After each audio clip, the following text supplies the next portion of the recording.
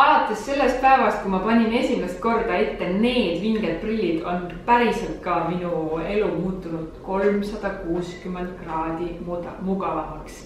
Ja ei, need ei ole sellepärast, et ma veetsin just mõnusa rannapuhkuse Türgis, vaid sellepärast, et ma istusin siin samas toolis, mul olid need prillid ees ja ma sain esimest korda elus fotoepilatsiooni.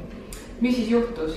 Nagu te näete, siis mul on päris ilusad juuksed, tugevad juuksed, ehk siis mul on looduse poolt antud päris korralik kasukas. Ja mul on alati olnud selline väike kompleks või selline naiselik ebamugavus nende karvadega.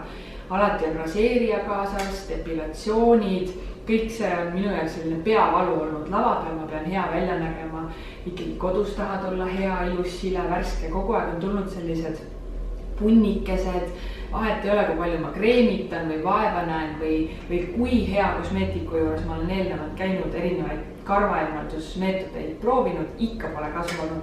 Ja siis, nagu päriselt ma siiralt ütlen, ma panin need prillid ette siin toolis.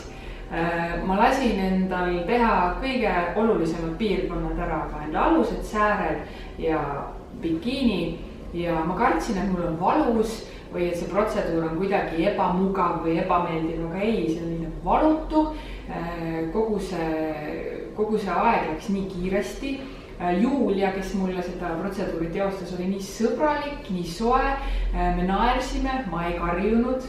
Et ma päriselt ka pole raseerijat üle 3 nädala üldse puutunudki.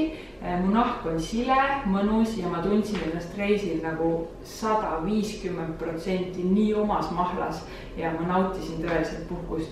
Nii et päriselt ka see vaev, see energia, mis sa praegu kulutad mõtlemisele, et kuidas sa saaksid ennast paremini ja siledamalt tunda, tule ja pane see investeering siia medemisse ja tee fotoepilatsioon ära, ausalt ka.